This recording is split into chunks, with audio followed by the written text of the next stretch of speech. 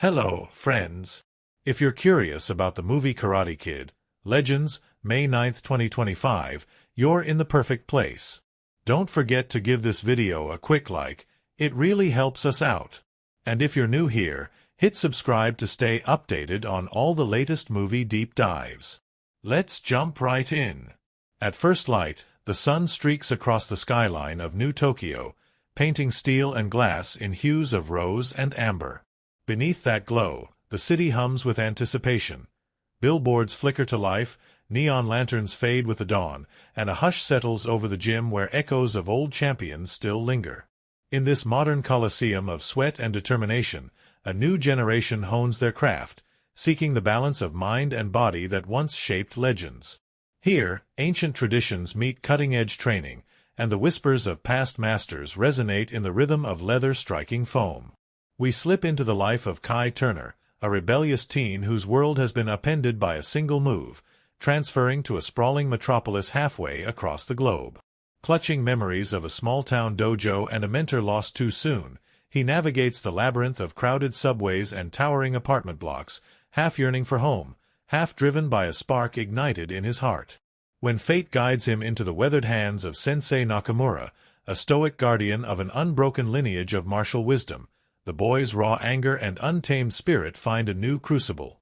Under the watchful gaze of walls adorned with calligraphy and faded tournament posters, Kai embarks on a journey that will test not only his fists but the very fiber of his character. The first lessons come in whispers and small gestures, the arch of a breath before the strike, the weight shift that grounds a storm of motion, and the smile that acknowledges growth as its own reward.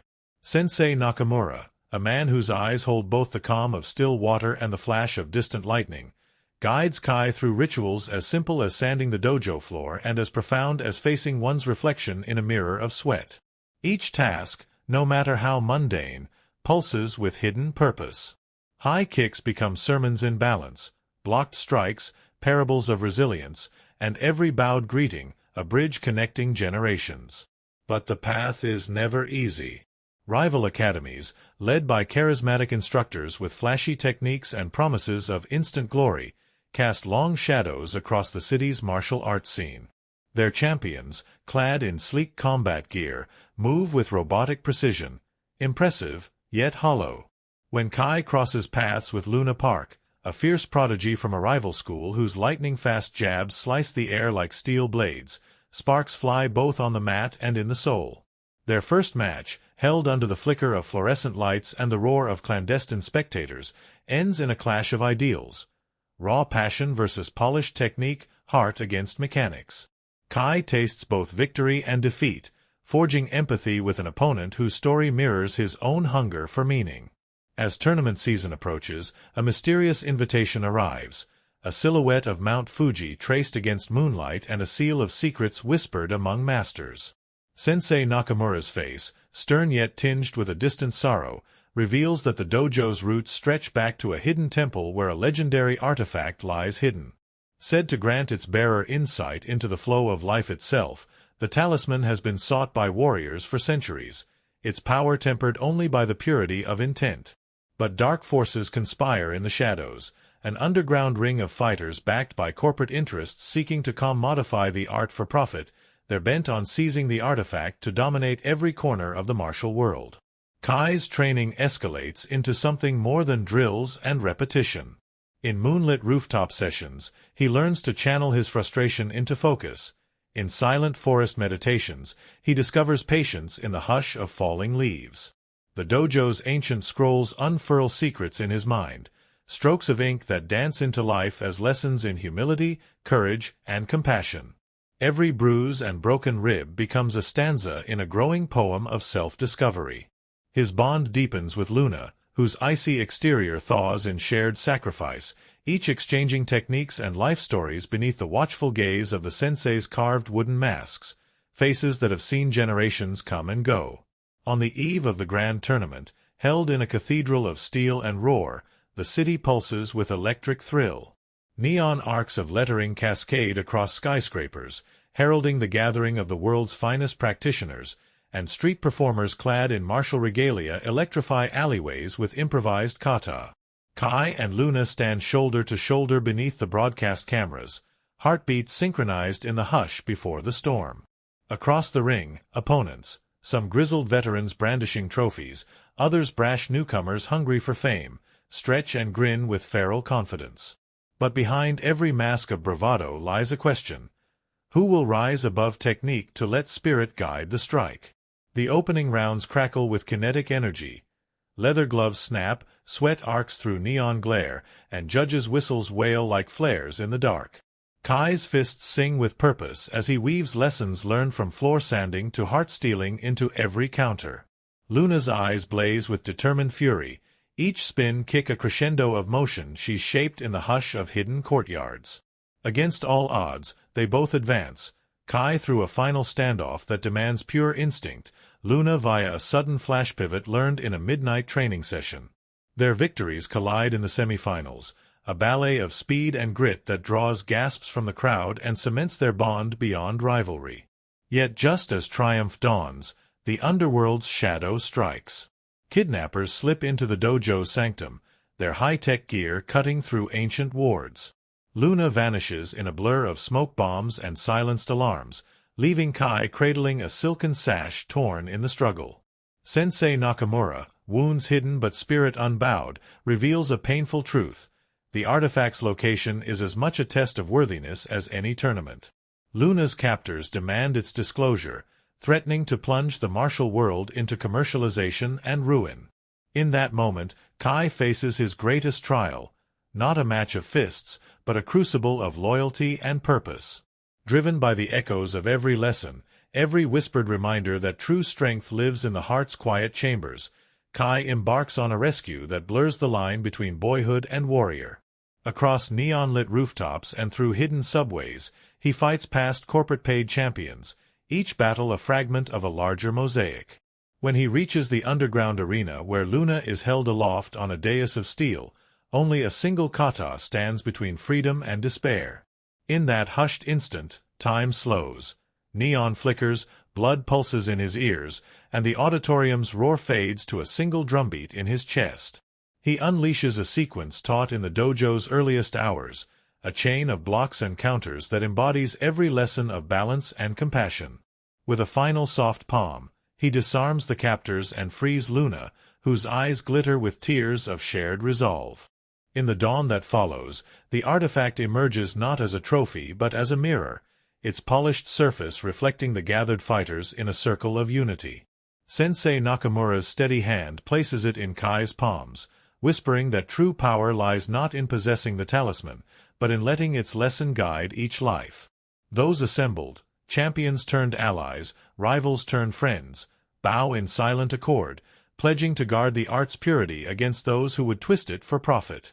As the closing credits near, we glimpse the dojo reborn, students young and old practicing beneath banners that read, "Strength through harmony," their strikes filled with purpose. Kai and Luna train side by side, hands shifting in unison as dawn's sun threads golden filaments through swaying banners.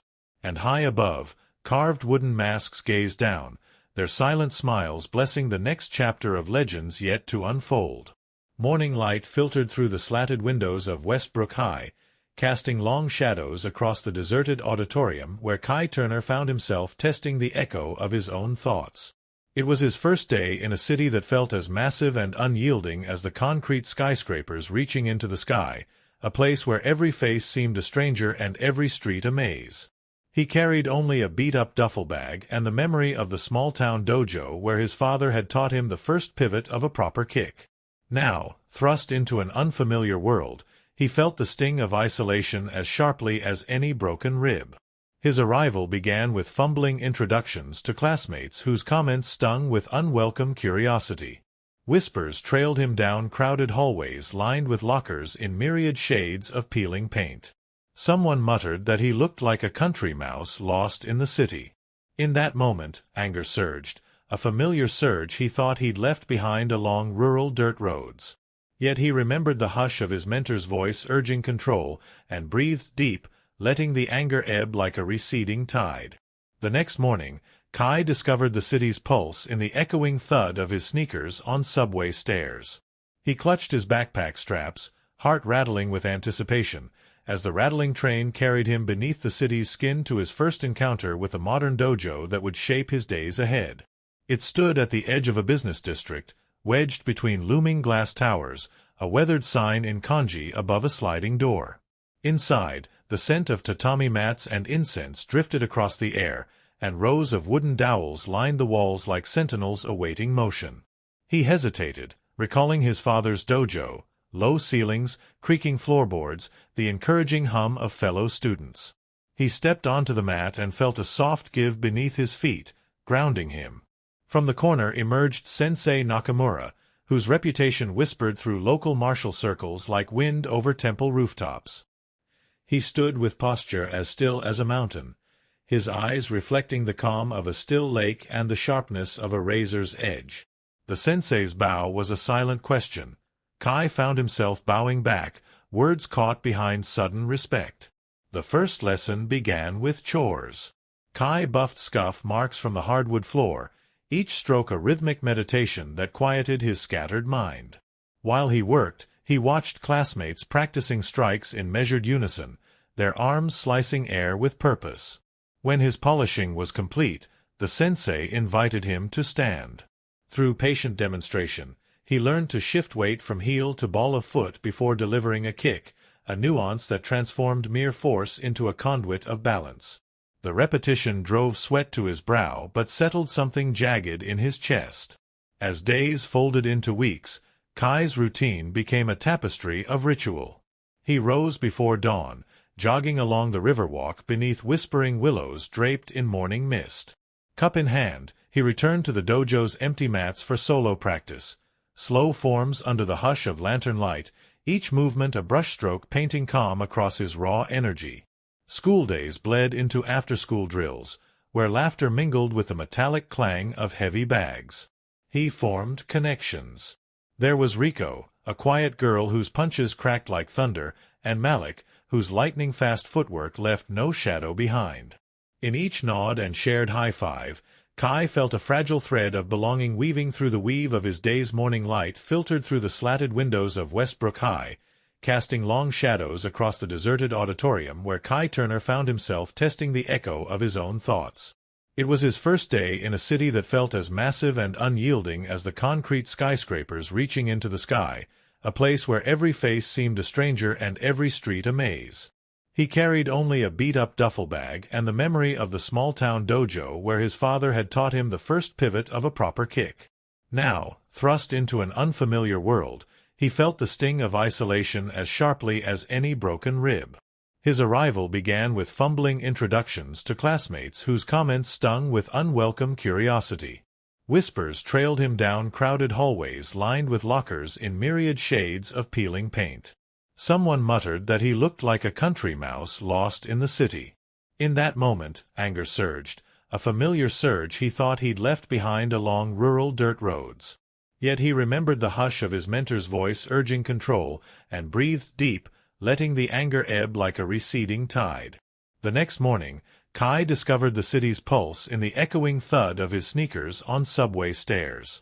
He clutched his backpack straps, heart rattling with anticipation, as the rattling train carried him beneath the city's skin to his first encounter with a modern dojo that would shape his days ahead. It stood at the edge of a business district, wedged between looming glass towers, a weathered sign in kanji above a sliding door. Inside, the scent of tatami mats and incense drifted across the air, and rows of wooden dowels lined the walls like sentinels awaiting motion. He hesitated, recalling his father's dojo, low ceilings, creaking floorboards, the encouraging hum of fellow students. He stepped onto the mat and felt a soft give beneath his feet, grounding him. From the corner emerged Sensei Nakamura, whose reputation whispered through local martial circles like wind over temple rooftops. He stood with posture as still as a mountain, his eyes reflecting the calm of a still lake and the sharpness of a razor's edge. The sensei's bow was a silent question. Kai found himself bowing back, words caught behind sudden respect. The first lesson began with chores. Kai buffed scuff marks from the hardwood floor, each stroke a rhythmic meditation that quieted his scattered mind. While he worked, he watched classmates practicing strikes in measured unison, their arms slicing air with purpose. When his polishing was complete, the sensei invited him to stand. Through patient demonstration, he learned to shift weight from heel to ball of foot before delivering a kick, a nuance that transformed mere force into a conduit of balance. The repetition drove sweat to his brow but settled something jagged in his chest. As days folded into weeks, Kai's routine became a tapestry of ritual. He rose before dawn, jogging along the riverwalk beneath whispering willows draped in morning mist. Cup in hand, he returned to the dojo's empty mats for solo practice.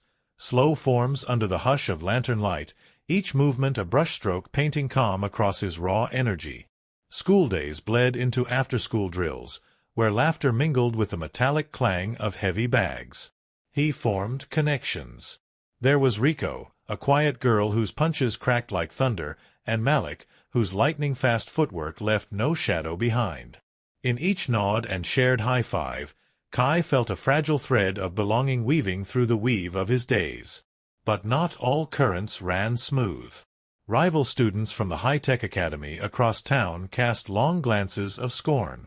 They showed no respect for ancient forms, preferring flashy displays on their digital mats. Their champion, Luna Park, moved with mechanical precision, her strikes a blur of angles too perfect to feel human. In their first sparring match, an exhibition orchestrated by the sensei to test Kai's resolve, Luna's kick connected with his shoulder in a crack that echoed through his bones. He tasted blood and anger, but remembered the sensei's lesson: steel bends before it breaks. Grounding his stance, he directed his focus inward, then drove an elbow upward in a practiced pivot taught only hours before. The impact surprised them both, and the match ended in Kai's favor by slender margin. The victory rippled outward. Fellow students circled him with curious smiles, and even Luna offered a respectful nod, her expression veiled by concentration. Yet spotlights of pride flickered only briefly, replaced by the looming shadow of the upcoming Metro City tournament, where schools from across the region would gather to battle. It was there that Kai's fledgling skills would be tested beyond the friendly confines of the dojo. Sensei Nakamura's teachings deepened as the tournament neared. He guided Kai through seated meditations that felt at odds with his restless nature, each breath a journey inward. In the silent dark, Kai confronted the weight of expectation and the ghosts of his father's absence. Some nights he imagined his father's calloused hands guiding his own, felt the echo of his laughter urging him onward. And still, doubt nestled where hope belonged. What if the city swallowed him whole? What if his best proved far from enough?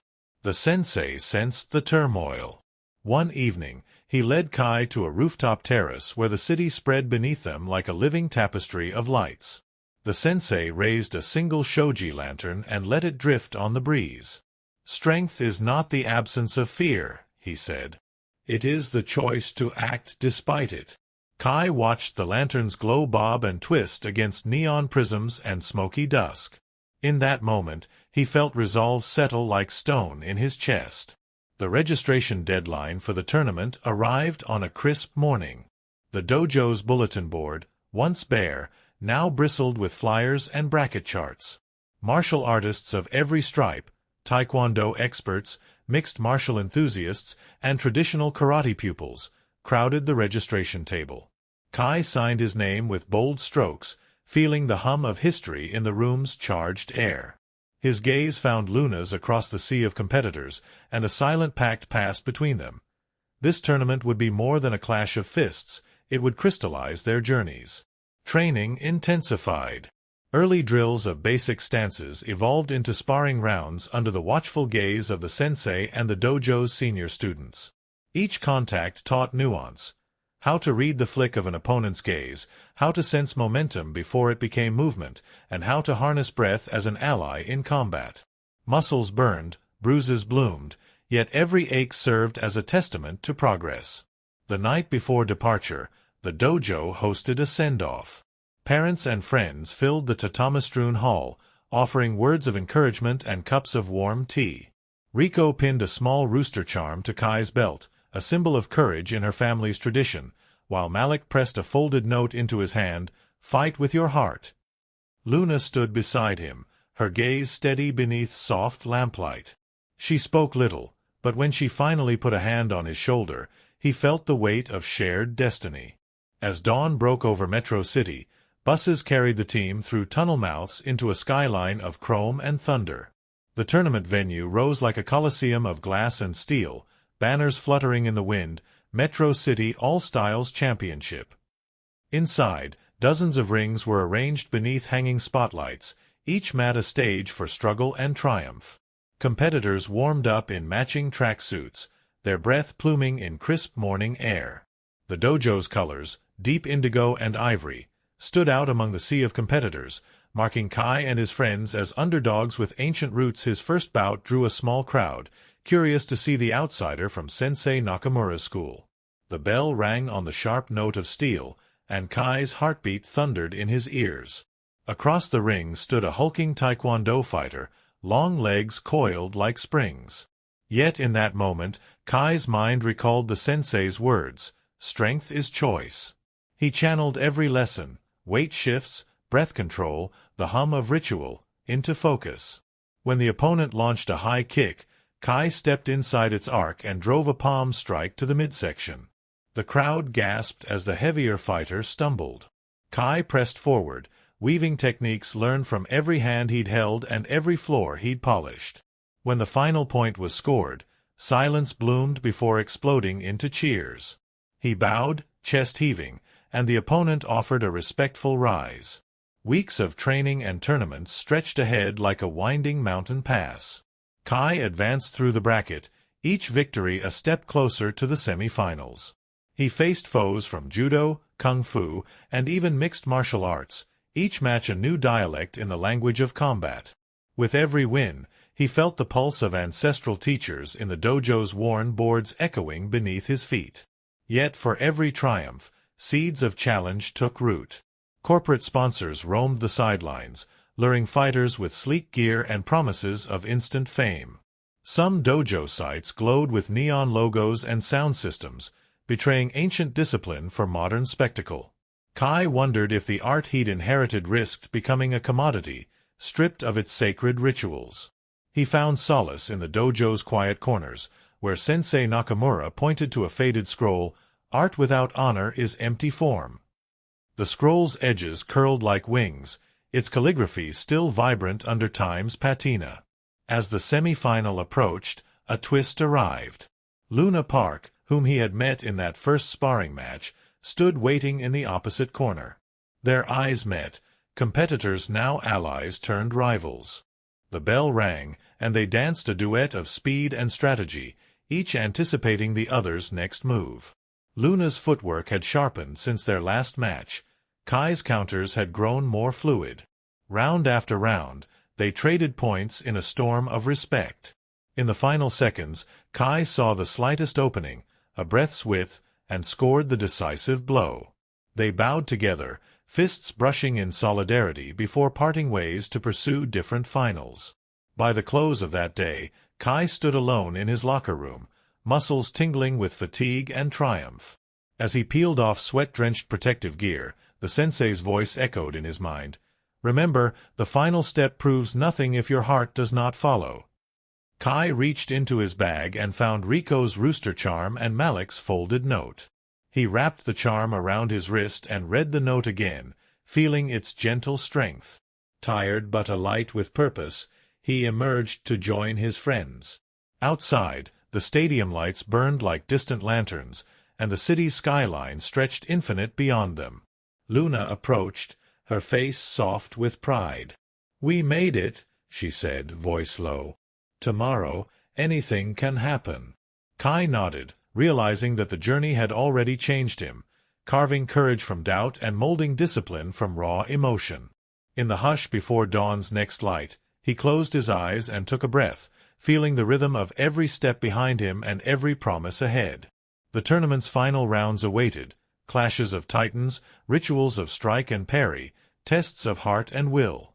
As the city's heartbeat thrummed through his veins, Kai understood that his first victory was not in a ring but in embracing the warrior's path laid before him. And so, with the spirit of his hometown dojo in his heart and the legacy of Sensei Nakamura coursing through his bones, he stepped forward into the charged silence of possibility, ready to face whatever challenges lay beyond the threshold of light and shadow. The sky had turned to violet by the time Kai stepped onto the mat for the semi-final round, the floodlights carving long shadows beneath his feet. Luna sat ringside, her eyes blazing with a mixture of pride and regret, for she had been bested only hours before in a duel that tested not just skill, but heart. In her wake, Kai felt the weight of two worlds pressing against him: the fierce, gleaming circuit of competition and the quiet, sacred space of the dojo where every movement is a whispered prayer. As the bell rang, he met his final opponent, a hulking judoka whose grip snapped like iron jaws. The first exchange was a brutal ballet of falls and feints, each grapple a testament to the blend of tradition and raw athleticism that defined this new generation. Yet Kai had learned more than technique. He summoned the memory of midnight breaths, the hush of sanding wood, the lantern's glow swaying above empty mats. When his opponent lunged, Kai sidestepped with the grace taught under the sensei's watchful eyes, planting a swift sidekick that echoed through the arena. Gasps rose from the crowd as the judoka stumbled, and Kai followed with a fluid sweep that sent him to his knees. In the final moments, he bowed low, humility embraced in every drop of sweat, and the referee lifted his hand. The roar of acceptance washed over him like a tide, but his gaze sought Luna's, and in her nod he found something more precious than victory, a fellowship that transcended podium places. The final match loomed the next morning beneath a sky trembling with the promise of rain. Kai's opponent was no stranger, the corporate-backed star of the rival academy, a fighter whose every punch gleamed with sponsored gear and whose every move seemed engineered for spectacle. Cameras circled like vultures, broadcasting his every grunt, his every flourish. He had breezed through the bracket with robotic perfection, leaving behind bruised but awed challengers. When Kai entered the ring, the difference between them felt stark. One a warrior tempered by ritual and sweat, the other a product polished for profit. Then, amid the stretch of pre-fight rituals, the arena power flickered, plunging the stadium into a hush that crackled with electricity. The screens went dark, the spotlights died, and in the cavernous gloom, a single spotlight illuminated a stage at the arena's center. From behind a curtain stepped Sensei Nakamura, his robes torn and stained, eyes flickering with a fierce, urgent light. Luna rushed forward, her face a map of relief and fury, only to be halted by the sensei's raised hand. Through the echoing silence, his voice cut like steel. "The true fight lies beyond this ring." Murmurs rose as security moved to clear the stage, but the sensei held his ground, gaze locked on Kai's. "Find the talisman," he whispered, "before they bend this art into a weapon of greed." Chaos bloomed as the power returned, but with the flicker of modern lights came the click of corporate agents securing the ring exits. The announcer's voice cracked, "Due to unforeseen circumstances, the final will be rescheduled."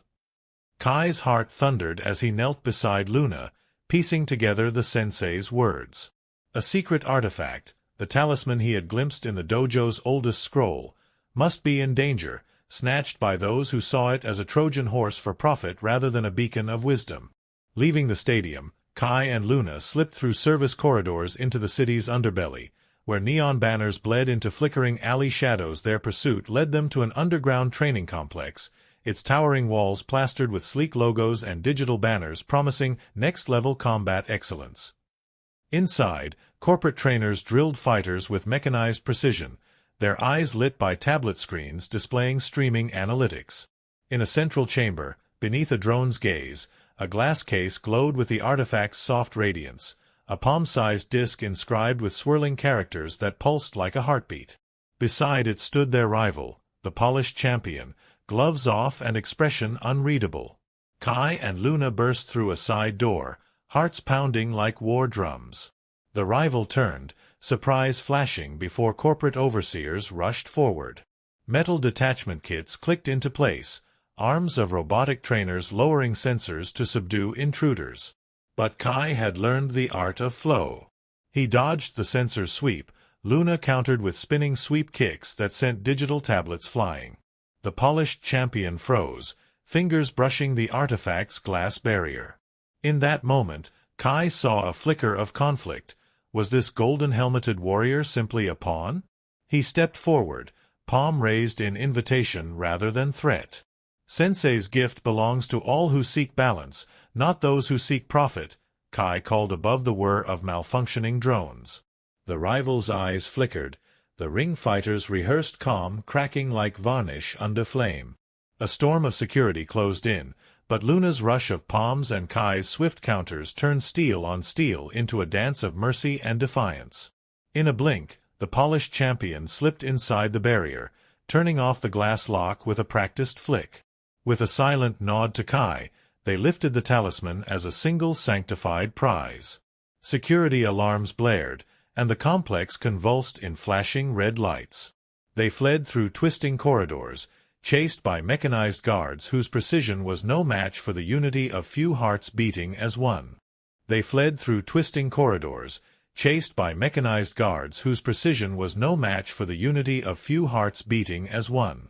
Bursting into a service elevator, they descended through levels scored by deafening alarms and then spilled out onto the rain-slick streets, artifact wrapped in Luna's jacket. Rain fell like blessings, washing neon reflections into rivers of light along asphalt. They paused under a street lamp, each catching their breath amid the city's pulse. Luna extended the artifact. I thought I had to prove something in that ring, she confessed. But this matters more. Kai touched the disk's glowing script, feeling its warmth seep into his palm. Balance, he whispered, recalling Sensei Nakamura's teaching. Between strength and mercy. Their return to the dojo was a hushed pilgrimage. The sensei had patched his wounds. His gaze held both pride and relief. Over the flickering lantern glow, they placed the talisman upon the ancient altar of polished wood.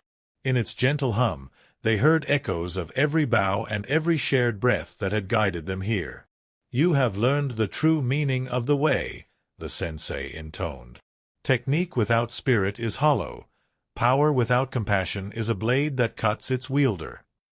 The dojo's walls, once lined with smeared footprints of countless drills, seemed to breathe a soft approval. The grand final match was rescheduled for the next day in an open-air ring erected amidst the cherry blossom festival. Petals drifted like pink snow, drifting upon defenders' shoulders as if blessing every moment. The polished champion, unbranded now, armor swapped for simple GI, stepped into the ring beside Kai under waving banners colored in spring's embrace. The city's citizens lined the ring, expectant murmurs weaving with the scent of blooming trees and festival lanterns. When the bell rang, they met again not as corporate rivals but as fellow seekers of balance. Blades of talent and heart shimmered with equal promise as fists and feet found their measure. Luna watched from the sidelines, quiet pride smoothing her gaze, while Sensei Nakamura bowed in silent witness. The polished champion's strikes were still swift, but now each was tempered by Kai's flowing counters, each exchange a conversation rather than a conquest. In a climactic instant, Kai released the final form the sensei had taught, a gentle yet unstoppable sequence of blocks and strikes that unbalanced his foe without harm. As the defender bowed low, Kai extended a hand of solidarity rather than triumph. The crowd held its breath before erupting in a chorus of cheers that swept petals into the sky like confetti. In that moment, the city itself seemed to exhale, the festival's music swelling in unison with cheering hearts. Kai and the champion turned to face each other, fists raised in mutual respect as Luna joined them in the center, their trio a living emblem of unity forged in adversity. Later, beneath a lantern-lit arch where festival lights glimmered in every shade of dawn, Kai and Luna returned the talisman to its rightful place atop the altar, its soft glow echoing the first spark of understanding they had found in each other. The sensei's voice, though tired, carried pride like a silk banner. Legends are born not of trophies, but of hearts aligned with the way. In the quiet that followed, Kai walked the dojo's polished floors one last time before setting off on his own path. Luna pressed a hand to his shoulder, offering a small rooster charm, the same she had pinned to his belt at the tournament's start. "For balance," she said with a smile. He nodded, slipping the charm into his pocket, and stepped through the sliding doors into the awakening city. Behind him, the dojo lights dimmed, but its spirit, a tapestry of sweat and laughter, of ancient ritual and modern heart, glowed bright in every silent board and every whispered bow. And as Kai's footsteps carried him down lantern-lit streets toward horizons unknown, the legacy of Sensei Nakamura's teaching echoed in every breath, that true mastery is not in conquest, but in harmony, not in the breaking of bodies, but in the forging of bonds that carry us beyond any ring's boundary into the boundless terrain of the human spirit. He moves through each scene like a storm barely contained, that restless heart thrumming with questions he cannot yet answer. From the moment Kai Turner first set foot on Westbrook High's polished corridors, he carried the weight of two worlds: the small-town dojo where his father taught the first breath of discipline, and this sprawling city of neon towers that tested every step. His broad shoulders still bore the echoes of that earlier life: dusty mats, creaking floorboards, laughter mingled with instruction, and his fists, though quick to strike, longed for the gentle guidance of patient hands. In every tight-lipped scowl, we sense a boy lost between home's comforting rituals and a destiny that demands he remake himself in concrete and steel. His first sparring match, where raw instinct met sinew-cracking technique, revealed both his strength and his uncertainty, as though he knew how to fight, but not yet why. Under the watchful gaze of Sensei Nakamura, Kai's fierce energy found its crucible. The sensei, tall and unhurried, seemed carved from mountain stone, his eyes holding both storm's power and lake's stillness. In his every word, rhythm emerged, the rasp of polished cloth across hardwood, the gentle exhale before a strike, the soft echo of bowing feet. To Kai's restless spirit, the sensei offered tasks so mundane, sweeping mats, sanding scuffs, cleaning mirrors, that at first they seemed beneath a warrior's purpose. Yet each chore bore hidden purpose: humility teaching strength, repetition forging patience, discipline transforming chaos into focus. Their relationship unfolded in quiet moments, the sensei placing a steady hand on Kai's shoulder after a bruising defeat, offering not rebuke but a silent promise: "You may falter, but you will rise." In those exchanges, we witness a fatherless son reclaiming guidance, and a master honoring a pupil's potential with unwavering faith. At his side stands Luna Park, sharp-eyed and guarded, her every movement a testament to precision born of years in the rival academy's spotlight. To the world, she is a champion wrapped in slick gear, her strikes calibrated by corporate trainers who see her as a promoted product rather than a human soul. But in the hush of dojo drills and under the same shoji lantern glow that warmed Kai's practice mat, her armor cracks.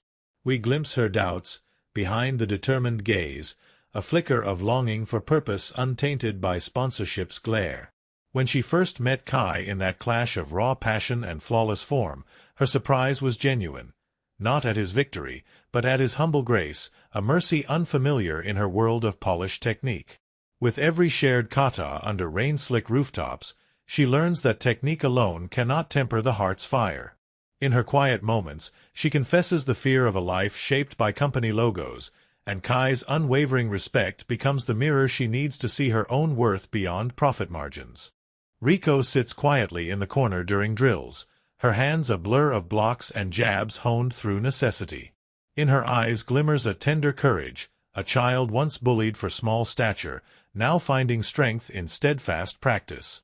When Kai first faltered in the beginning, she slipped him a rolled-up energy bar after class, a simple kindness that bridged their differences. Through her, we feel the power of community. No great warrior stands alone.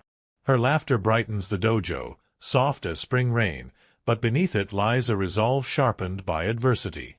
In the semifinals hush, when Kai's confidence wavered, she nudged him with a whispered mantra from her childhood: "Strike for joy," and he remembered that every blow can carry love as well as force. And then there is Malik, Tempest incarnate, whose boundless energy pulses through every kick and spin. To watch him spar is to witness a whirlwind of motion. His laughter crackles like fire in the rafters. Yet beneath the bravado, we sense a young man wrestling with expectations heavier than his wiry frame. Single parent, community volunteer, and martial artist at 15. His friendship with Kai offers both brothers a home in each other. Malik's teasing jabs, "You call that a roundhouse?" sometimes mask deeper questions of worth, Am I enough? In the ring's roar, he tests not just opponents but his own courage, finding in each tumble the confirmation that he can rise again, arms raised in triumph. His loyalty to Kai becomes the secret steel that binds their shared journey past the glow of victory lights. Across the ring stands the polished champion, a figure of machine-like perfection who strides into each bout as though stepping onto a carefully lit stage. His every breath seems measured, every motion choreographed to broadcast skill without vulnerability. Yet it is in a fleeting moment, his gaze flickering at the sight of the talisman's glow, that we glimpse a spark of humanity. We realize that he is not merely a product of corporate design, but a young warrior trapped between duty and desire. The duty to perform, the desire to find meaning beyond applause. In that flash of conflict, he lays bare the film's core question. What happens when martial art becomes spectacle? His eventual decision to free Kai and Luna from corporate agents reveals a soul yearning to reclaim authenticity, a fighter who realizes that the heart stirrings cannot be programmed. Sensei Nakamura's story stretches deeper, carved into every calloused line of his palms. We learn, in whispered reels of the dojo's oldest scroll, that he once sought the talisman to free himself from a path of violence. Yet the artifact's light revealed his own shadow, an ambition to become the greatest that nearly consumed him. In returning it to the altar, he found his true strength in humility. His teaching, then, is not a parable but a lived truth, that mastery arises not from domination, but from releasing the ego's grip. When he appears battered at the arena's edge, risking reputation and flesh to guide Kai toward the talisman's rescue, he embodies the warrior's highest vow, to protect more than to conquer. Their sensei's lessons carry through every fight and every quiet breath, a tapestry of compassion, discipline, and unity colored by the city's neon glow and the dojo's candlelight. Kai's final bow before the tournament's true end, his hands extended in solidarity rather than triumph, crystallizes all he has become, a bridge between tradition and innovation, between raw spirit and refined technique. Luna's smile, radiant in the lantern's soft glow, reflects not just relief, but the triumph of partnership over rivalry. Rico and Malik stand at his side, their faith in him forged by shared hardship and laughter echoing beneath the dojo's silent rafters. Together they reveal the film's deepest truth, that heroes are not born from trophies, but from hearts aligned with the way of balance. In every stance honed on early morning mats, in every breath whispered before a strike, in every scar carried like a medal of growth, we witness a journey of becoming. Their forged bonds, their tested spirits, their shared resolve become the living legacy that outshines any spotlight's glare. And as the final credits unfurl, we carry their story within us, an echo of footsteps on polished wood, a whisper of lantern light in the hush of dawn, a testament to the timeless power of unity over triumph. A hush fell over the empty dojo long before dawn, broken only by the soft scrape of a broom as a lone crew member polished the well-worn floorboards in preparation for the day's shoot. It was here, beneath paper lanterns still bobbing from the rafters, that the first of many strange discoveries was made. Footsteps in the dust that ended inches from the mat's edge, as though some invisible practitioner had bowed and vanished. Rumors whispered through the early crew that the spirit of the sensei's grandfather, long gone from this world, still lingered to guard the sacred space. Whether or not that was true, the shoot's first day began with chilled goosebumps among extras, and an unspoken agreement to treat every corner of the set with respectful reverence. From those haunted boards the production rolled out into the city's neon glow, where the art department had turned a defunct subway station into an underground fight complex. To capture the raw edge of clandestine bouts, they studded the platform walls with flickering LED panels that mimicked graffiti bleed light, while in the tunnels beyond, hundreds of dusty crates became stacked seating for shadowy spectators.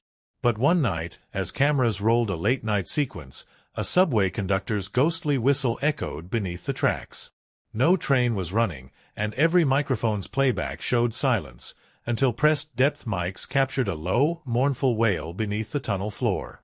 The director, uneasy yet intrigued, archived that audio as echo of the city's heart, and wove it beneath final scenes to give them an uncanny echo.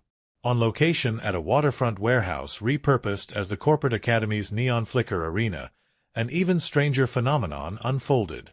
Powerful strobes and smoke machines painted the cavernous interior in swirling hues of electric blue and burnt amber. But when the lights cut for a safety check, dozens of handheld radios crackled simultaneously with a soft melody.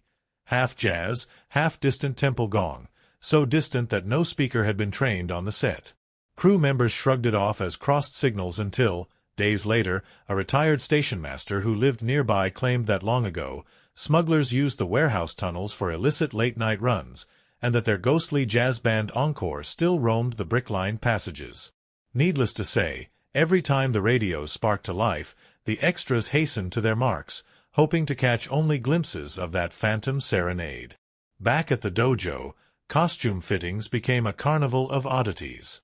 The designers had commissioned custom fabrics mingled with real silk from Kyoto, but the very same batch of crimson GI cloth seemed to change weight and texture depending on its wearer's emotional state, lighter and more flowing when Kai practiced forms with calm determination, heavier and stiffer when Luna sparred with fury blazing in her eyes. An assistant swore that one piece of cloth dripped with actual droplets when an actor wept during a poignant scene. Fabrics were tested for supernatural dye leaching. Chemical analyses revealed nothing anomalous. An assistant swore that one piece of cloth dripped with actual droplets when an actor wept during a poignant scene. Fabrics were tested for supernatural dye leaching. Chemical analyses revealed nothing anomalous. The team concluded that the cloth simply absorbed the spirit of its craft, an impossible notion, but one that each martial artist seemed to sense as undeniably as a heartbeat. Sound design was no less enchanted.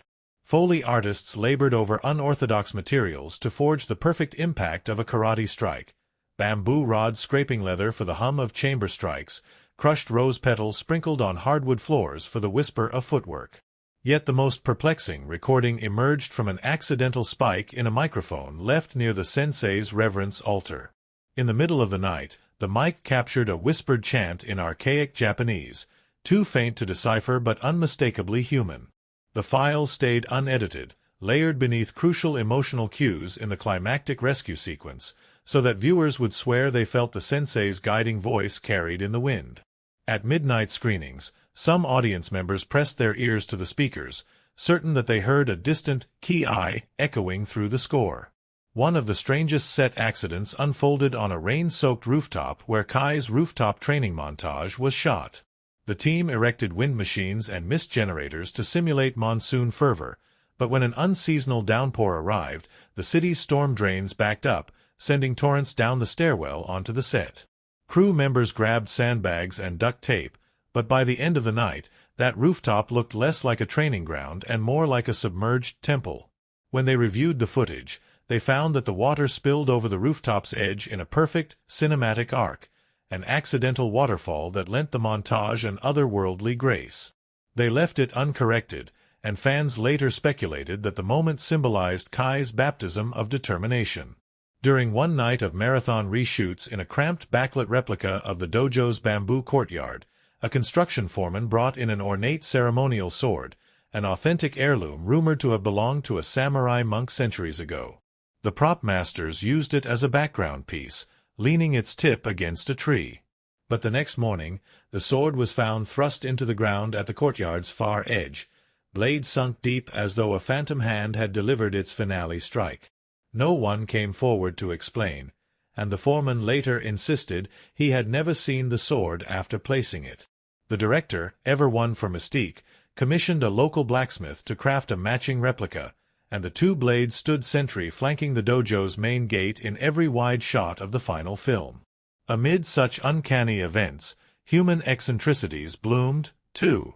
The lead actor's horse, a chestnut mare named Hikaru, insisted on headbutting co-star Janelle during every horseback scene unless she carried a piece of peppermint candy. Animal handlers discovered that a droplet of peppermint oil solution on Hikaru's saddle pad soothed her nerves. Soon, the candy stash became a prop master's secret weapon, doling out treats like gourmet ammunition between takes.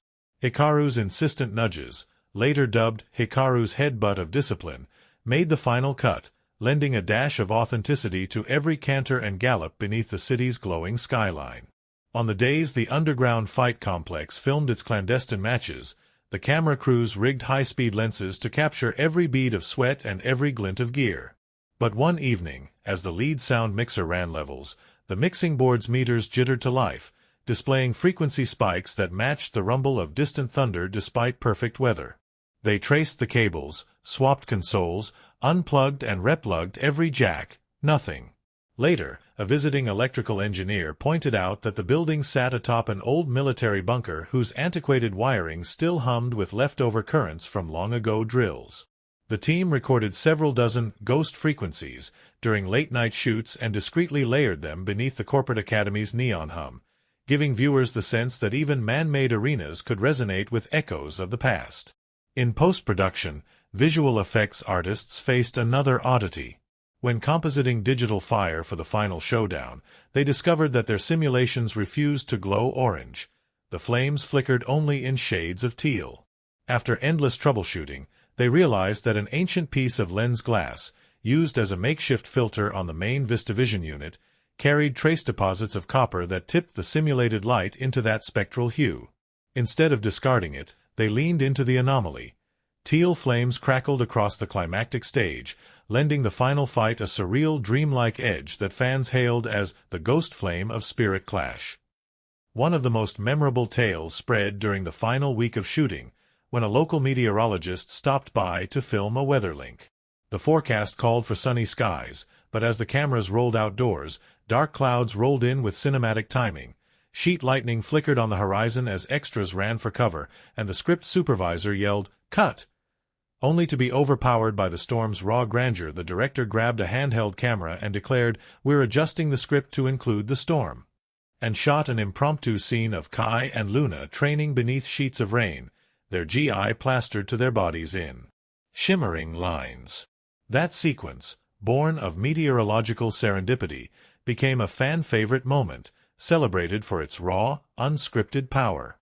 Perhaps the strangest twist of all came at the premiere.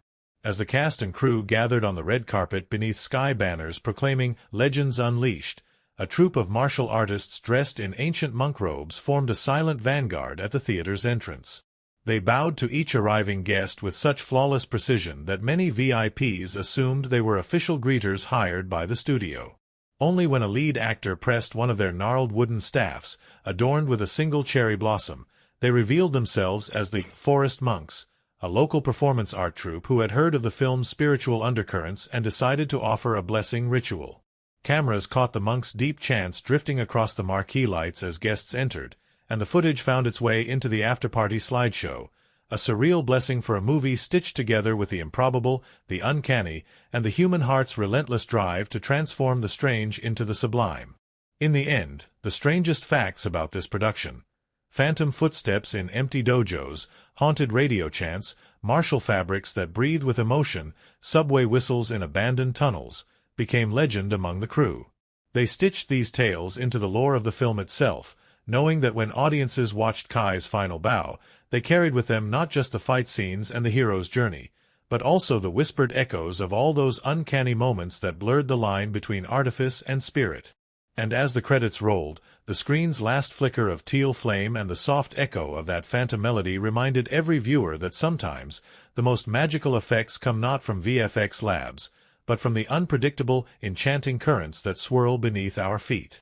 And as the credits rolled, the screen's last flicker of teal flame and the soft echo of that phantom melody reminded every viewer that sometimes the most magical effects come not from VFX labs, but from the unpredictable, enchanting currents that swirl beneath our feet, if only we have the courage to notice them.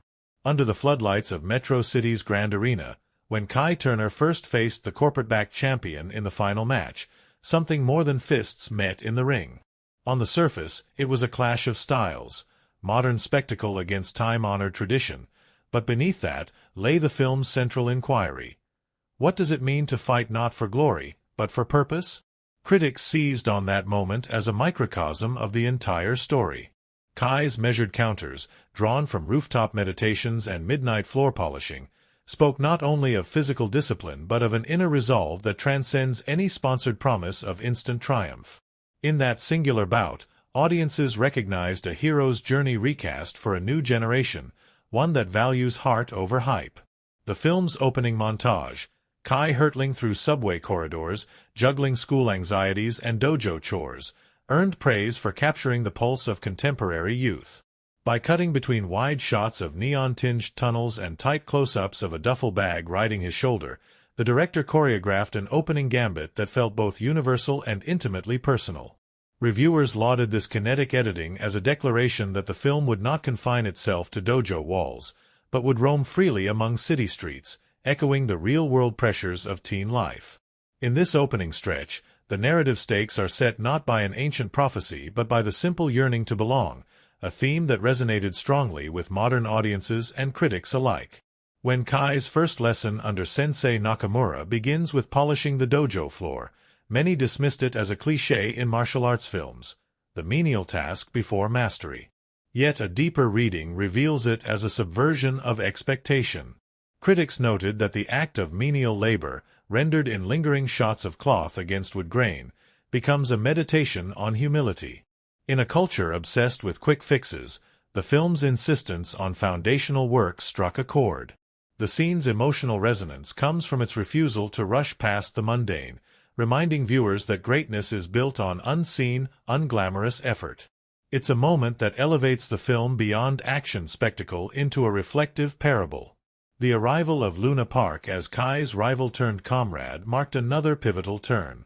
Their first spar, where Luna's polished form shatters Kai's gritty resolve, functions as more than a classic training montage. In a fiercely choreographed sequence bathed in sunset glow, their mirrored movements articulate the film's theme of duality: precision versus passion, tradition versus innovation, corporate machinery versus human spirit. Critics praised the scene's emotional clarity, noting how every exchanged blow carries subtext about identity and intent. When their final grapple ends in mutual respect rather than a knockout, the audience senses the film's commitment to unity over conquest, an ethos that deepened viewers' emotional investment. Midway through, the mysterious invitation to retrieve the ancient talisman elevates the narrative from tournament drama to allegorical quest. The talisman itself, a glowing disc inscribed with swirling calligraphy, operates as a symbolic crucible of every character's ambition. Film scholars pointed out how its presence reframes the story. No longer confined to ringside glory, Kai and Luna face a moral labyrinth where the stakes extend beyond personal victory. Their journey into corporate strongholds and back-alley fight clubs becomes a commentary on commodification of culture, echoing real-world debates about authenticity in an era of mass branding. The talisman quest injects philosophical weight, transforming the film into a critique of profit-driven dilution of tradition. The rescue sequence, Kai and Luna storming an underground combat compound under flickering LED panels, received acclaim for its audacious blending of action tropes with narrative purpose.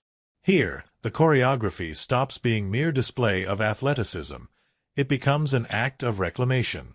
Each strike that shatters a corporate-sponsored drone or fells a mechanized guard symbolizes a blow for cultural integrity. Critics highlighted the scene's cathartic resonance. Audiences cheered not just for the heroes, but for the broader victory over sterile commercialism.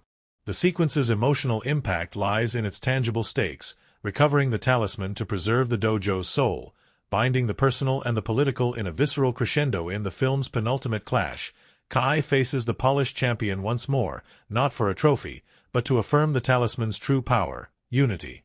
Their duel unfolds beneath falling cherry blossoms, petals drifting in slow motion, a deliberate visual echo of both renewal and impermanence. Cinematography here employs a soft focus lens and lingering close-ups to magnify every breath, every bead of sweat.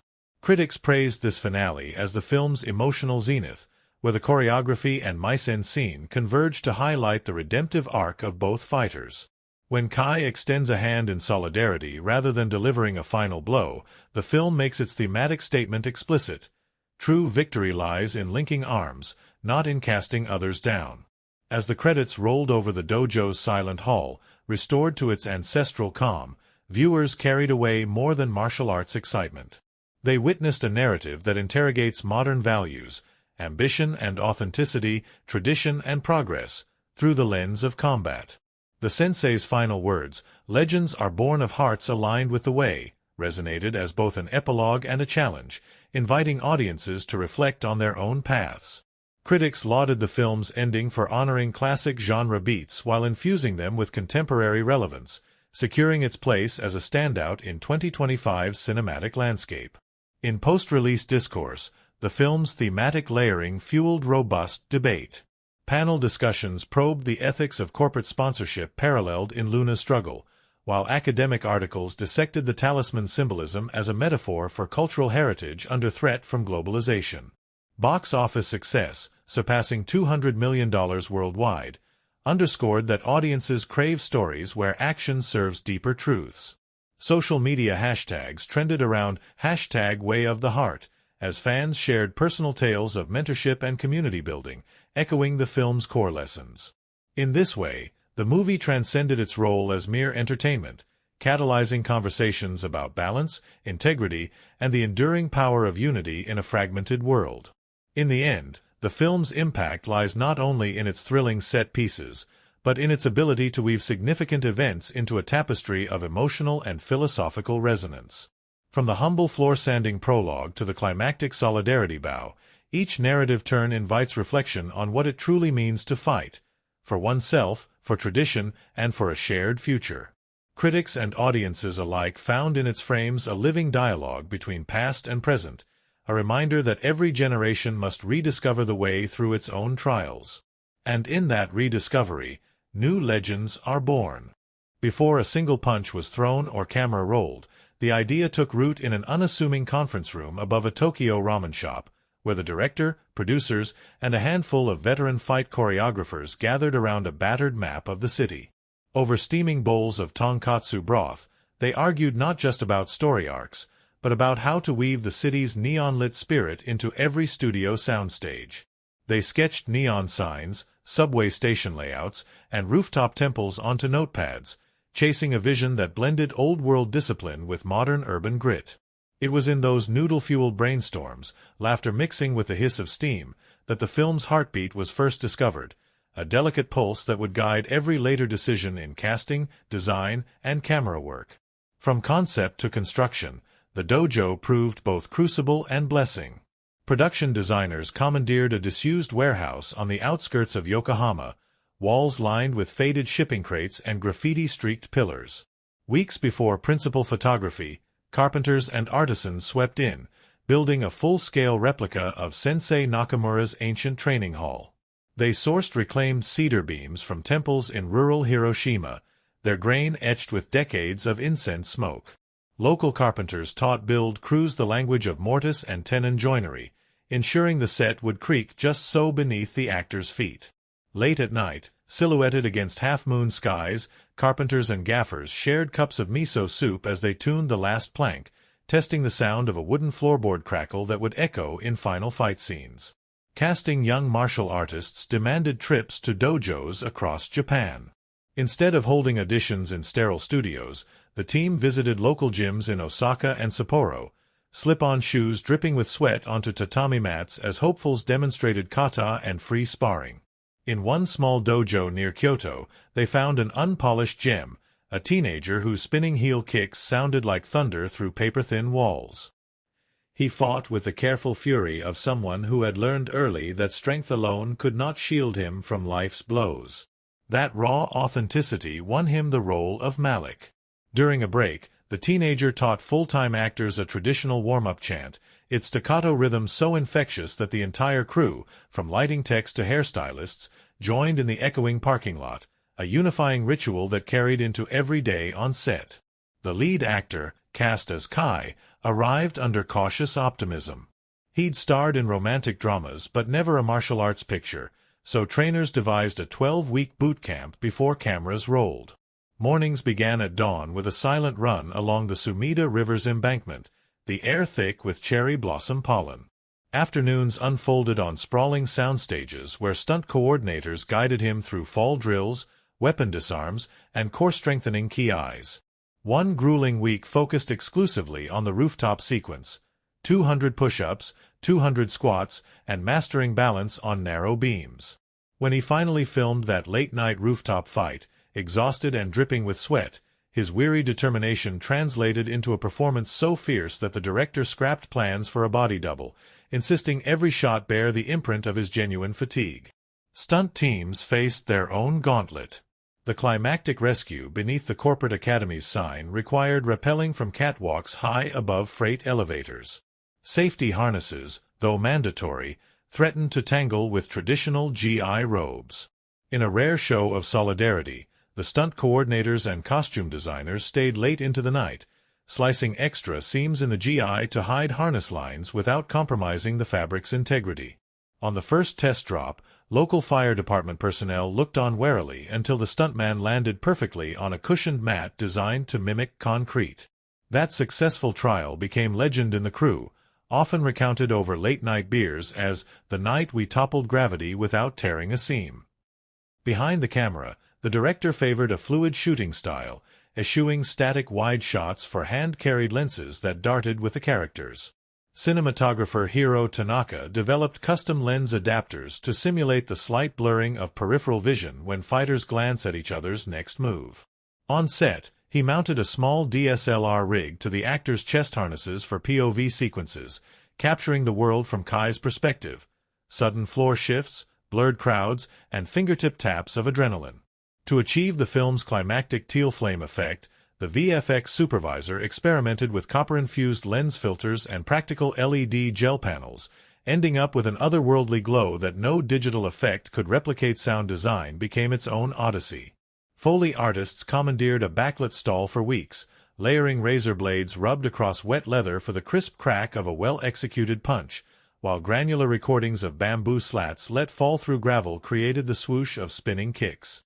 To capture the undercity drone beneath the rescue sequence, mixers buried hydrophones in storm drains and recorded the echo of passing trucks through iron grates.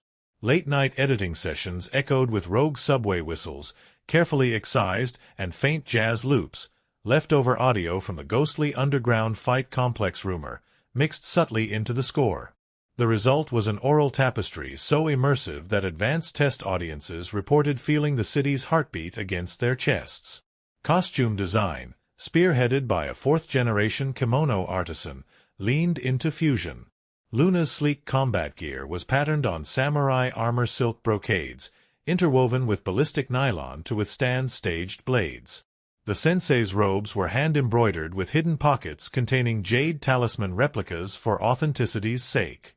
One night, the artisan who stitched Luna's final GI discovered a misaligned kanji character in the embroidery, an unfortunate stroke that reversed the word balance into chaos. By morning, the team had restitched the panel by hand under flickering fluorescent lights, creating a subtle seam only keen-eared viewers could spot, a hidden tribute to the film's core message that harmony emerges from trials. While principal photography wrapped on bustling city streets, the third act was filmed in rural Nagano during a rare fortnight of snow-free winter. The team built a mountain pass set atop a hillside, complete with simulated cherry blossom petals scattered by wind machines. Early morning shoots found them fighting biting winds that numbed fingers through gloves. To maintain continuity, the VFX department added digital frost along winding guardrails in post, but the genuine steam of actors' breaths stayed real, a decision the director insisted upon for authenticity.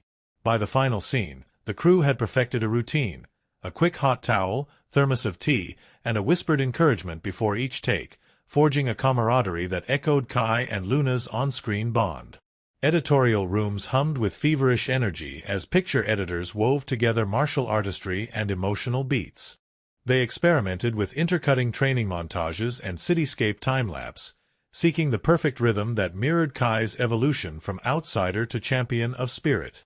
One particularly thorny sequence, the rooftop and subway rescue, required 137 cuts to balance tension and clarity. Editors watched stiff-limbed passes and flourish spins frame by frame, replacing shots of dropped cables and unseen stunt doubles with hidden-in-plain-sight trickery. After 10 days locked in windowless rooms, they emerged bleary-eyed but triumphant, confident the rescue would feel seamless to audiences. Post-production scored its heart with collaboration. Composer Eiko Yamashita layered traditional shamisen passages over electronic bass pulses, reflecting the film's East meets West ethos. She recorded the shamisen in a Kyoto temple to harness natural reverb, then sent digital stems to Berlin, where an electronic duo infused them with low-frequency drives. When the final mix returned to Tokyo, the combination sent test audiences to the edge of their seats, their pulses matching the fusion of ancestral strings and urban roar, a sonic embodiment of Kai's journey. Marketing took a guerrilla turn. A Street Sensei campaign sent actors in full GI onto subway platforms at rush hour, offering free balance drills in exchange for morning commuters' weary smiles. Social media clips of bewildered office workers attempting kicks under train schedules went viral, sparking the hashtag #FindYourBalance. The team also released a short, making-of documentary showing unedited takes of the rooftop dance among storms and the puppet-like sword orientation in the alley rescue. Fans devoured every blooper, turning each Hikaru headbutt and seagull sound glitch into beloved running jokes. When the film premiered under a cascade of sakura petals at the Toho Cinemas Festival, the audience greeted the opening shot, Kai's silhouette against a substation mural, with hushed awe. As the final credits rolled over a still of the restored dojo, applause thundered through the theater, echoing in the rafters like distant thunder. Cast and crew gathered on stage beneath 12-foot banners painted with the film's tagline, "Honor above all." The director's closing words, "This is our art, sculpted by sweat and soul," drew a roar that mingled with the wind whipping through the open-air venue. In the weeks that followed, the production's oddities became mythology. Articles chronicled the phantom dojo footsteps, the haunted subway whistles, and the misaligned kanji that nearly cursed the final fight. Fan forums buzzed with analyses of the teal flame effect's coppergenesis, and martial arts bloggers dissected the rooftop choreography under starlit crowds. Through every retelling, the film's legacy grew, not just as an action spectacle, but as a testament to the magic that arises when filmmakers embrace the unusual alongside the meticulously planned. And so, as cherry blossoms fell across city sidewalks and dojo mats alike, the story of the film's creation seeped into the culture, an urban legend of craft and serendipity. It reminded everyone that in the art of cinema, as in martial discipline, the greatest triumphs arise from blending precision with passion, technique with heart, and preparation with openness to the unexpected. In the echoes of every swept floor, every rooftop gust, every phantom chant and hoofbeat, the film's soul endures, a testament that the strangest facts often bear the deepest truths. A pale haze clings to the dojo at first light, softening the edges of wooden beams and casting lantern-lit pools across the tatami mats. In this sanctuary of stillness, every grain of polished wood seems attuned to the whisper of inhalations and exhalations, each breath a drumbeat in the hushed ceremony of practice. The camera drifts in with measured reverence, gliding along low angles that linger on scuffed training posts and the well-worn footprints of generations. Light filters through paper-screened windows, its warmth lending golden depth to every scene.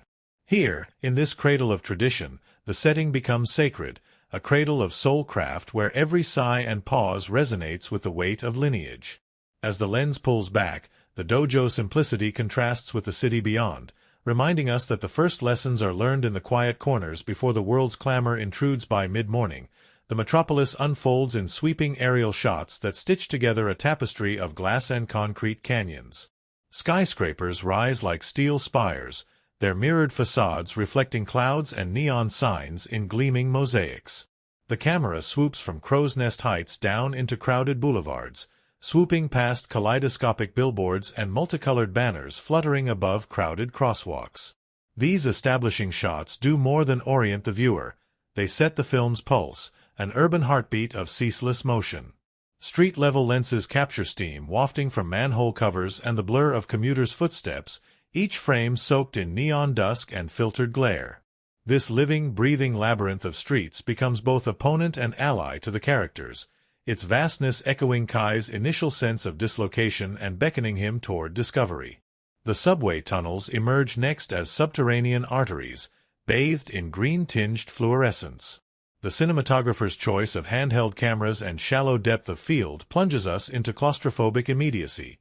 Tiled walls zoom past, punctuated by lit station signs and the hiss of incoming trains. A corridor shot extends into the frame's vanishing point, drawing the eye down a tunnel as if into the unknown.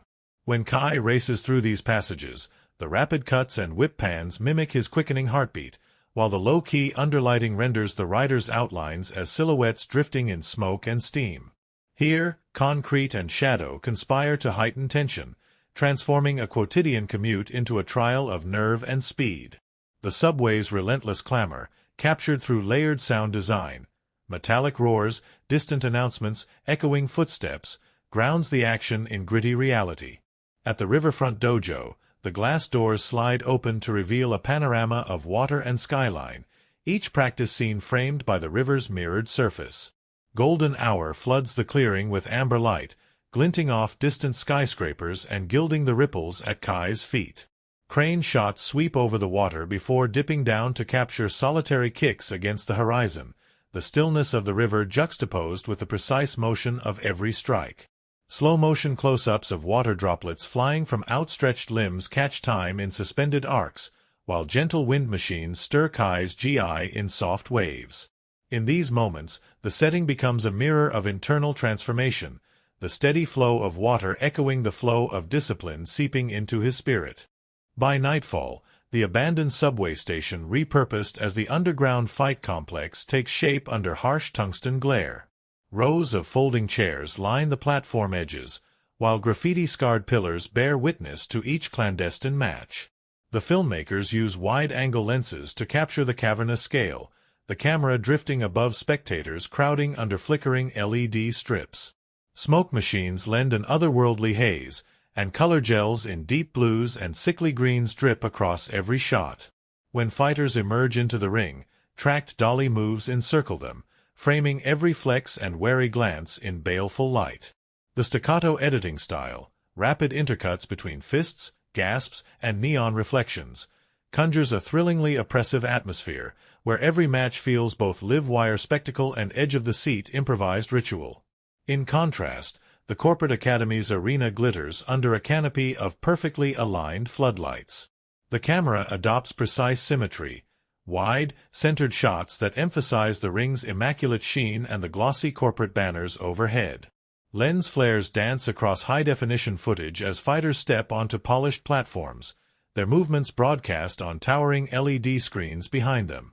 A slow push-in captures the audience's sleek business attire, their smartphones raised in synchronized applause. Here, the setting itself speaks of commodification, martial art presented as a product, pristine and packaged. Yet when the power flickers and the sensei take center stage, the abrupt blackout and handheld close-ups of flickering phone lights rupture the slick veneer, revealing human heartbeat beneath the corporate gloss. The rooftop sequences shimmer beneath a charcoal sky, rain spattered across slick tiles that glint in the glow of distant neon arcs. The crew rigged massive wind machines and rain simulators, but unplanned downpours only enriched the final look. Camera operators capturing rail-storm bursts through waterproof housings, each drop a prismatic lens flare. The cinematography here leans into chiaroscuro, blurring the line between natural and staged. Slow pans trace Kai's shadow as he practices sparring stances against the city skyline, while wide shots place him as a solitary silhouette against towering spires. The storm's raw chaos mirrors his inner tempest, and the rooftop's vertigo-inducing heights underscore his emotional stakes. Each gust and flash of lightning becomes a primal collaborator in the fight for mastery. In the climax's climactic showdown beneath cherry blossoms at the festival arena, the setting transforms once more into a dreamlike cathedral of petals and lantern light. Aerial drones circle above, capturing swirling pink blossoms as they drift into the ring, while ground-level cameras weave through cheering crowds beneath paper lanterns. The color palette shifts to pastel pinks and soft whites, backlit by warm lamplight that turns every frame into a living watercolor. Slow-motion petals dance around the fighter's feet, punctuating each block and strike with poetic punctuation. Here, cinematography slows both pace and pulse, allowing every emotional beat to resonate. The festival's ambient sounds, bell chimes, distant taiko drums, delighted murmurs, meld with the score's string refrain, coalescing into an atmosphere of renewal and unity that crowns the narrative's final arc. Throughout each locale, the film's visual grammar, choice of lens, lighting contrasts, color palettes, and camera movement, works in concert to map Kai's inner journey onto the world around him. The small dojo's intimate glow anchors his roots, the city's dizzying neon sprawl tests his adaptability, the silence of the riverfront forges reflection, the underground fights unsettle and challenge, the corporate arena critiques commodification, the rooftop storm catalyzes self-realization, and the cherry blossom finale sows unity and hope.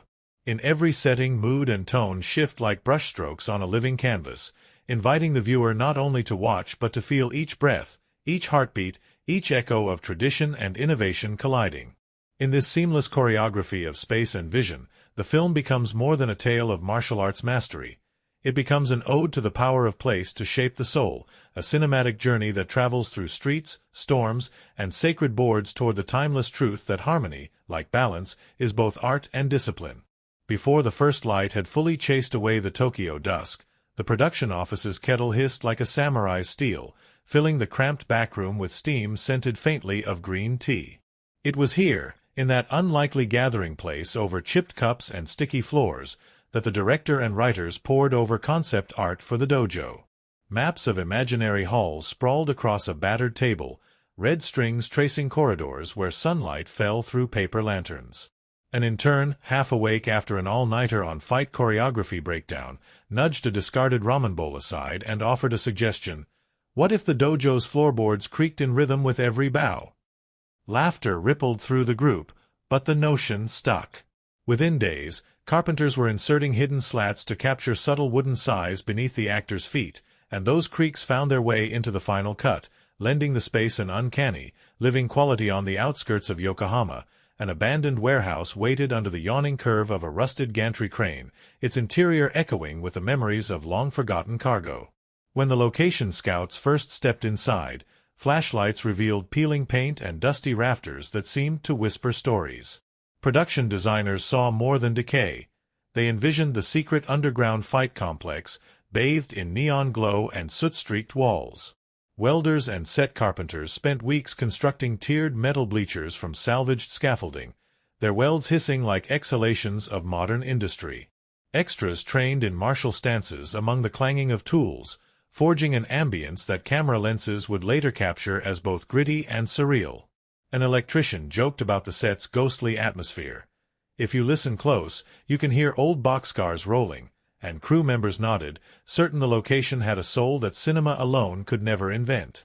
Amid the buzz of saws and welding torches, unexpected friendships took root. The stunt coordinator, a veteran of Hollywood's grandest action sagas, and the local dojo master found themselves debating the finer points of kata over lunchboxes of rice balls. Their animated exchanges, one speaking in clipped English, the other in rapid-fire Japanese, built a bridge of mutual respect that extended onto the set. When he taught the stunt team the precise angle of a roundhouse kick, they called out, "Sensei timing!" across the warehouse, earning smiles from the carpenters as they polished the ring scaffolding. That shared laughter echoed long after the microphones were packed away, a reminder that collaboration across cultures could sharpen not only martial moves but human bonds.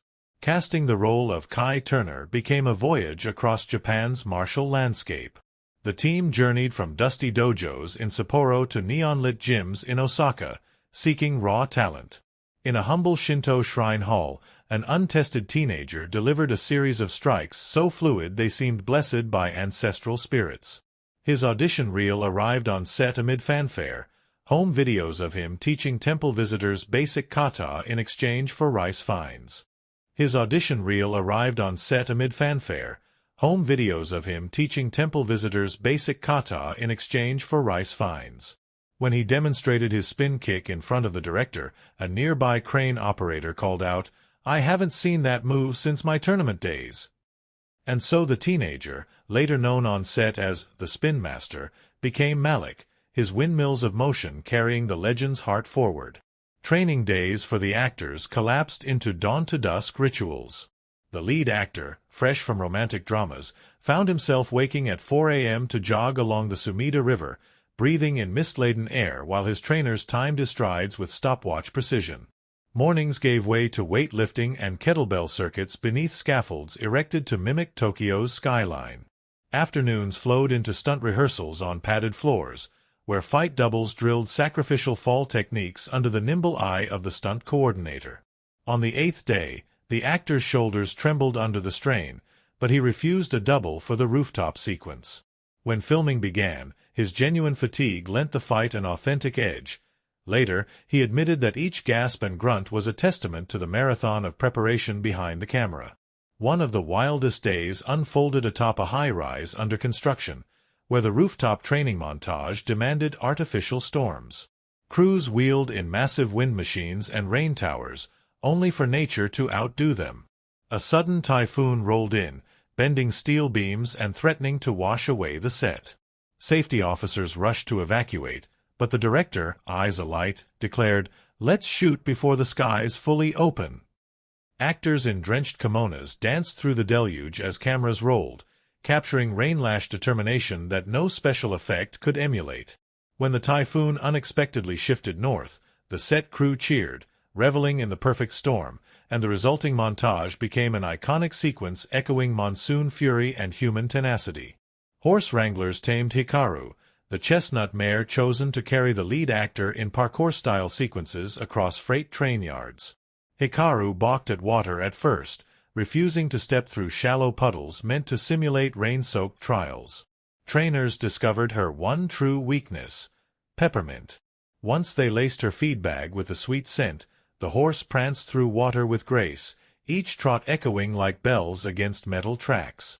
On the day she was called for a crucial riverfront scene, she approached the director's chair with such ceremony, nose nudging a peppermint jar, that the crew nicknamed her General Peppermint.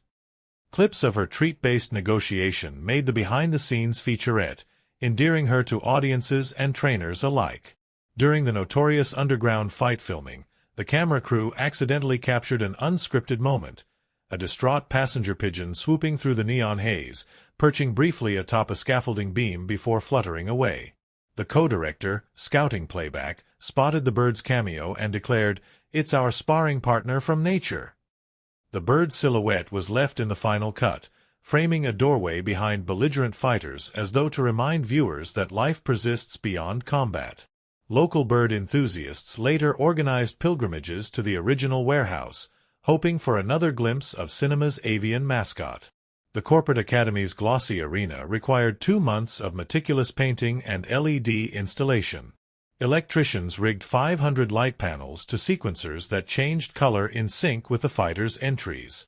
On one midnight test, a stray wiring circuit tripped, bathing the entire set in ultraviolet violet before snapping back to pristine white. The moment was so striking that the art director redesigned the entrance lights to mimic the accidental glitch, a fleeting violet burst whenever the corporate champion appeared. This unplanned hot switch became the hero's signature in trailers, an electrifying visual hook that sent audience anticipation into overdrive. Back at the dojo set, the artisan responsible for needlework on the sensei's robes discovered a nearly imperceptible flaw: a kanji embroidered backward. The error transformed harmony into chaos, a stark reversal that carried an uncanny irony. The artisan toiled through the night by lantern light, rest-itching the characters with trembling precision. When the producer's team reviewed dailies the next morning, they noticed the seam's new perfection, a quiet nod to the film's central theme that balance emerges from discord. The reshaped robe took its place in every close-up, a silent testament to the power of meticulous craft. Sound mixers found their own mystic notes in the city's underbelly. Microphones buried in storm drains beneath the subway tunnels picked up not only the rumble of passing trains, but soft choral echoes, fragments of a Gregorian chant performed nightly at a nearby church. Engineers looped those ghostly strains beneath the film's covert sequences, suggesting that even in the darkest passages, something sacred lingers. Director and composer debated whether this spectral overlay was too esoteric. Test audiences found it hauntingly perfect, their post-screening feedback praising the subway fights for feeling like urban rites of passage. When the scenic team constructed the Cherry Blossom Festival arena, they faced the challenge of mimicking petal drift without sourcing real blossoms. They experimented with shredded rice paper, biodegradable confetti, and even delicate silk cut into petals, but nothing yielded the natural flutter they craved. Then, an intern recalled watching spilled tea leaves swirl in water, and suggested drying and dyeing the leaves pink. Hundreds of kilos of tea leaves were processed, dyed in the studio's kitchen, and scattered by automated fans. The resulting cascade of wind-borne leaves in the final blossom sequence became a signature moment, an organic marvel born of culinary experimentation. Editing the climactic rooftop rescue demanded an intricate dance between practical stunts and green screen magic. Editors grappled with mismatched light sources, camera shake from nightly typhoons, and continuity errors. Broken cables visible in one take, mismatched raindrop patterns in another. The solution emerged from an unlikely source, a series of outtakes in which stunt performers laughed as they slipped on wet tiles, sending cables afloat. Editors wove these candid reactions into cutaways, ensuring that any anomalies felt intentionally dynamic. The final sequence pulsed with authentic peril and human humor, grounding cinematic heroism in the messy reality of human error. When visual effects artists tackled the teal flame phenomenon, they consulted specialists in molten metal analysis, eventually discovering that real copper vapors glowed in that shade under high heat. They simulated tiny copper particles in the digital flame, layered over practical LED fixtures shot on set. The result was a surreal fire that many viewers assumed to be pure CGI. In post-screenings, science bloggers explained the chemistry behind the glow, praising the film's subtle fidelity to real-world physics even in its most fantastical moments. On the day of the red carpet premiere, a troupe of local martial arts students arrived in full GI, performing a silent kata demonstration outside the theater's entrance. The stunt coordinator, moved by their discipline, invited them into the after-party, where they recited the dojo's morning mantra in whispered unison. Many crew members wiped tears from their eyes, astonished that the film's narrative of unity had inspired genuine ceremony in the real world. Photographs of the event circulated online, spurring fans to organize similar demos in cities worldwide. In the weeks after release, blooper reels dominated social media. Hikaru's peppermint negotiations, phantom pigeon cameos, crew members laughing through missed cues in typhoon rains. The DVD's Secrets of the Way featurette compiled these moments into a celebration of creative spirit. Cast and crew appeared in candid interviews, admitting mistakes that became blessings, like the reversed kanji that reshaped a theme or the spectral chant buried in subway rumble. Their shared laughter underscored the film's core lesson, that even in the most disciplined art, joy and serendipity carve the path to true mastery. As cherry blossoms fell one final time across the closing credits, viewers felt they'd glimpsed not just a martial arts story, but the living pulse of a creative family. Each behind-the-scenes oddity, from haunted footsteps in empty halls to tea leaf blossom confetti, wove into the film's spirit, reminding audiences that art thrives when precision meets play. And in every polished punch and every whispered mantra, the legacy endured, that the way of the warrior is forged not only by sweat and discipline, but by the unexpected moments of wonder that arise when storytellers dare to embrace the strange. In the hush before dawn, when lantern light still quivered over the dojo's polished floorboards, the film's deepest question took shape. What is strength without purpose? In that gentle glow, we first meet the carved wooden sign above the entrance, a single kanji for harmony, its strokes looping like river currents. It is a declaration more than decoration, a promise that mastery arises not from force alone, but from aligning every motion with inner balance. As Kai Turner bows beneath that wooden threshold, his silhouette framed by rising sunbeams, we understand that each subsequent movement, every drill, every fist thrust, serves not merely physical prowess, but a quest to attune body, mind, and spirit. This theme of harmony, woven through the film's narrative like a thread of silk, binds its events and characters into a tapestry of meaning. When Kai first arrives in the city, he carries the bruises of displacement, an outsider's gait echoing loneliness. The urban setting, where skyscrapers loom like indifferent sentinels, becomes a stark counterpoint to the dojo's intimate warmth. Cinematic framing accentuates this contrast. Wide shots of Kai dwarfed by glass towers, followed by tight close-ups as he returns to the dojo's wooden sanctum. His journey from isolation to belonging mirrors the film's exploration of community as a crucible for growth. In the bustling corridors of Westbrook High, where fluorescent lights hum like distant drones, we glimpse the alienation of modern youth. Yet in every shot of Kai's feet finding purchase on tatami sheets, we sense the film's insistence that true home, true harmony, is forged not in comfort alone, but in shared purpose and mutual respect. From that vantage, the dojo itself emerges as a living character. Its simple architecture, paper screens stained by incense smoke, tatami edges softened by years of training, speaks of continuity and ritual.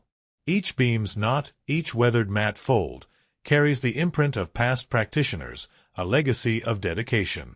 When Kai sands the floor before dawn, the camera lingers on the strip of bright wood he reveals, symbolizing the clarity of purpose beneath life's worn surface. Sanding becomes a meditation on renewal. By clearing old scars, we prepare for fresh practice. Critics have noted that this theme resonates beyond martial arts, touching on universal truths about inheritance, responsibility, and the perpetual need to renew one's commitments. The film's recurring motif of water amplifies this theme. Early scenes follow Kai jogging along a misty riverbank at dawn, his breath spiraling into the chill air like smoke. The river's steady flow embodies resilience, a reminder that obstacles yield to persistent effort. Later, during rooftop training under false storm clouds, torrents of rain cascade across slick tiles, each droplet carved in slow motion to underscore baptismal rebirth. In these sequences, water symbolizes both trial and transformation. It buffets the protagonist, yet cleanses him, forging confidence tempered by humility. In the climactic rescue beneath monsoon skies, the deluge becomes a baptism into community, washing away the confines of corporate spectacle and uniting Kai and Luna in shared struggle. Water's embrace in every form thus charts the arc from isolation to solidarity, from raw potential to refined purpose. Fire, too, flickers as a complex symbol. In the underground fight sequences, copper-infused teal flames pulse beneath the ring, a visual echo of the talisman's glow. Unlike traditional red embers, the teal hue evokes something alchemical and unsettled, an elemental force that can both illuminate and consume.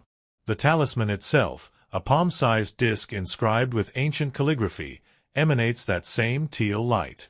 It symbolizes the heartbeat of the art, the spark of mastery that awakens when heart and technique align. Yet the film warns that this light may become firebrand in untrained hands. When corporate agents seek the artifact to commodify the practice, the talisman's glow turns ominous, reminding viewers that power without integrity becomes perilous heat. Only when Kai and Luna rescue and restore it to the dojo's altar does the flame burn calm again, proof that true mastery channels elemental energy through disciplined restraint. The journey to reclaim the talisman unfolds as a modern myth, echoing ancient quests yet spoken in neon-lit streets. Corporate arenas, with their sleek floodlights and branded banners, represent a sterile counterpart to the dojo's living wood. When the power flickers and the sensei emerges under handheld spotlights, the sudden blackness and intimate close-ups re-enchant the space, reminding audiences that magic dwells not in consumer design, but in human resolve. The theme here interrogates the commodification of culture. When tradition is packaged and sold, its soul is at risk. The film critiques this tendency through visual contrast. Glossy, symmetrical shots of the Academy ring versus the gritty asymmetry of the underground fights, and through narrative choice, positioning the heart of the art as inseparable from its humble origins. Central to the film's emotional core is the theme of mentorship and legacy. Sensei Nakamura embodies the living bridge between past and future. His weathered robes bear the patina of decades, and his quiet voice resonates with the patience of long meditation. Storyboard sequences intercut snapshots of his youth, archival black-and-white footage of a younger warrior bowing beneath cherry blossoms, with his present guidance of Kai. These juxtapositions underscore that the teacher-student bond is not static but dynamic, a flowing lineage shaped by adaptation.